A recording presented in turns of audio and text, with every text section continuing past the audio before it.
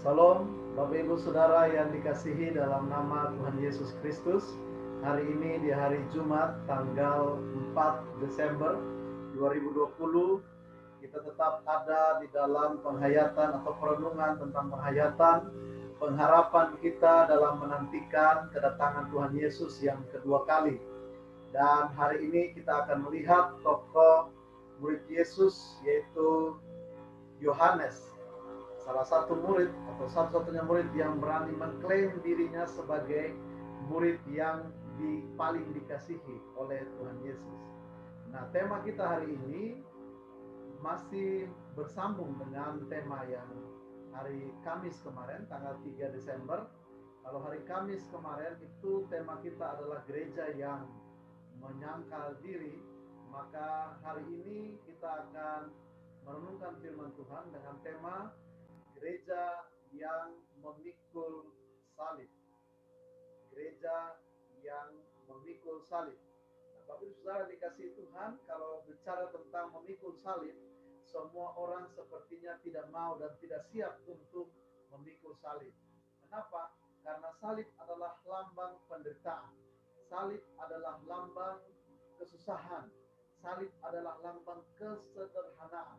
Ketika saudara dan saya menggunakan kalung salib, atau di rumah kita, di tembok rumah kita, di dinding-dinding rumah kita, itu ada lambang salib, ada tanda salib. Dan setiap kali kita menggunakan salib, bukan asal-asalan kita menggunakan salib. Ketika kita menggunakan salib berarti kita harus memikul salib. Artinya kita harus memberikan hati kita dalam keadaan yang rendah. Kita harus siap untuk menerima setiap hal yang kita alami dengan sabar, dengan tabah. Ketika kita mengikut Yesus, ketika Tuhan Yesus bilang, siapa yang mau mengikut aku, dia tidak hanya menikmati hal-hal yang baik saja, tapi dia juga menikmati begitu banyak hal yang mendukakan hatinya, yang tidak menyenangkan. Nah, sehingga ketika kita memikul salib, ketika kita menggunakan kalung salib atau tanda salib, itu berarti kita harus siap juga memikul salib kita setiap hari. Nah, saudara yang dikasihi Tuhan, hari ini saya ajak kita untuk melihat Injil Lukas pasal 9 ayat 23. Injil Lukas 9 ayat 23, katanya kepada mereka semua. Ini kata Yesus kepada mereka semua, kepada murid-murid. Setiap orang yang mau mengikut aku, ia harus menyangkal dirinya, memikul salibnya setiap hari, dan mengikut aku. Nah, saya ajak kita garis bawahi memikul salibnya setiap hari. Saudara bayangkan, setiap hari kita harus ada dalam memikul salib. Setiap hari kita harus menikmati, kita harus menerima setiap hal yang mungkin kalau baik kita syukuri, namun yang tidak baik juga kita harus terima. Karena apa? Karena Tuhan Yesus katakan, setiap orang, saudara dan saya yang sudah memutuskan mengambil komitmen untuk mengikut Yesus, maka kita setiap hari memikul salib.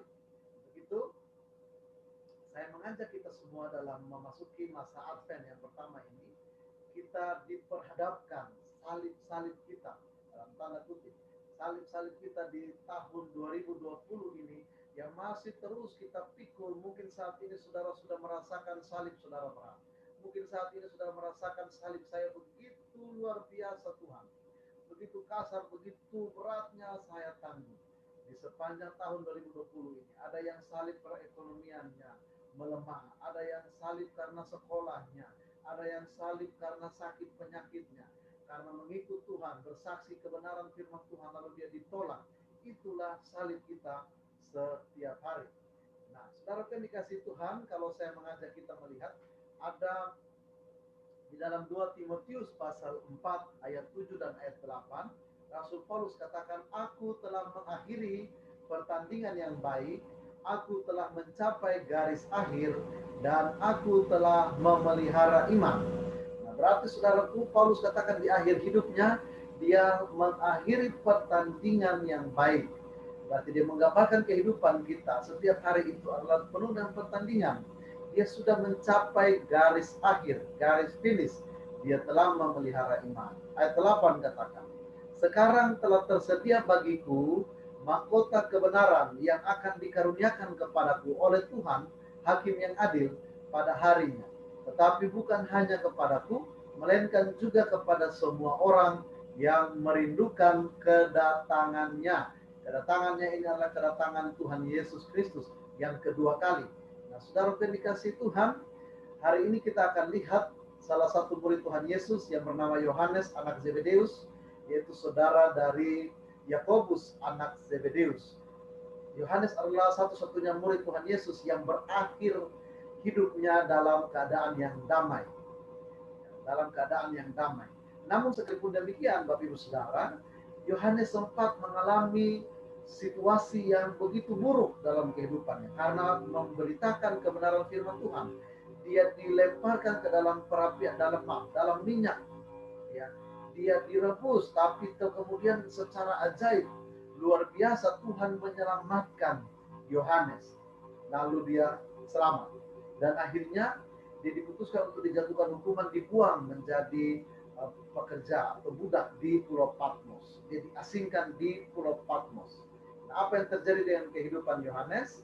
Mari saudara kita lihat kesaksian Alkitab atau bukti-bukti fakta Alkitab tentang murid Tuhan Yesus yang bernama Yohanes. Kita saksikan bersama-sama.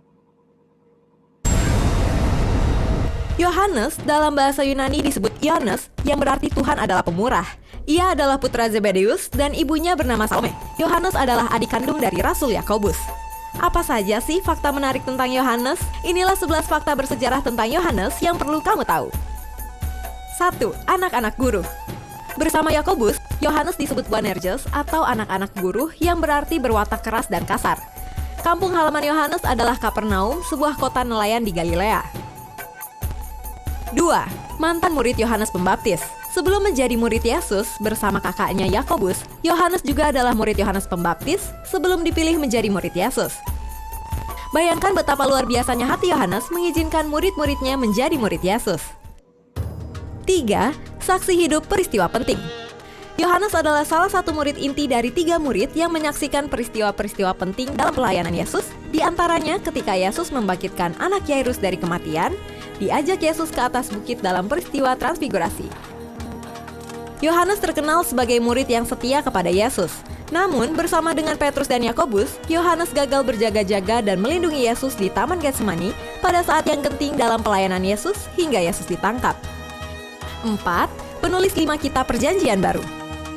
Tradisi Kristen mengidentifikasikannya sebagai penulis 5 kitab Perjanjian Baru, yaitu Injil Yohanes, kitab 1 Yohanes, 2 Yohanes, 3 Yohanes, dan yang terakhir adalah kitab Wahyu. 5. Murid yang dikasihi Yesus. Yohanes terkenal karena iman dan kesetiaannya kepada Yesus.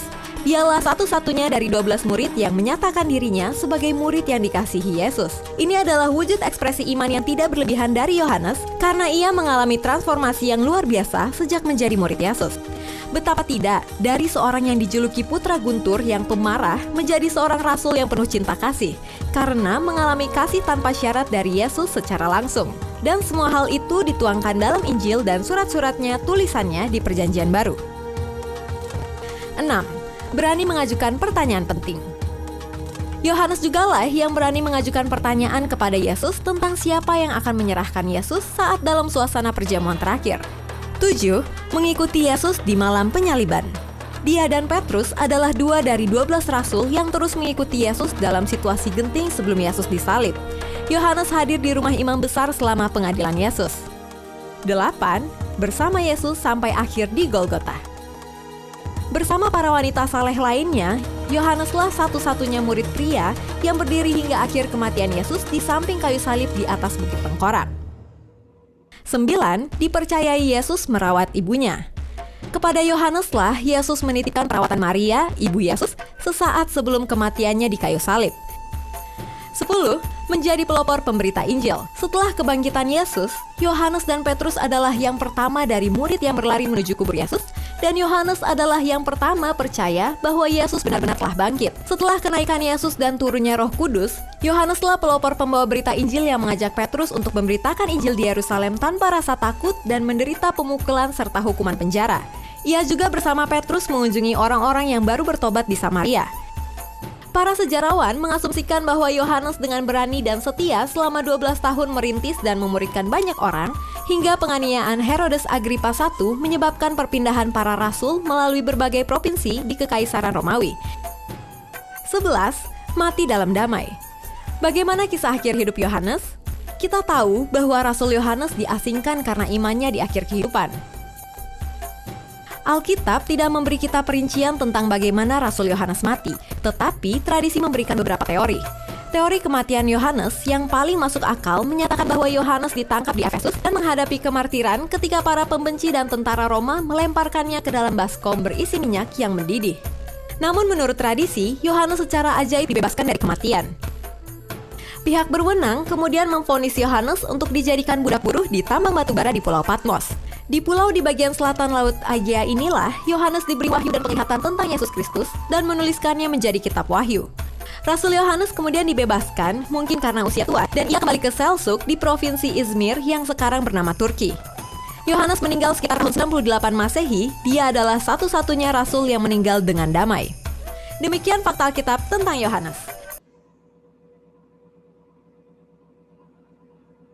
Bapak Ibu Saudara yang dikasihi Tuhan, kita lihat bahwa ternyata sekalipun Yohanes satu-satunya murid yang akhir hidupnya dia berakhir dengan damai dalam kematian di usia yang lanjut, usia tua, namun dia sempat mengalami hal yang tidak menyenangkan. Tapi Tuhan menyelamatkan Yohanes.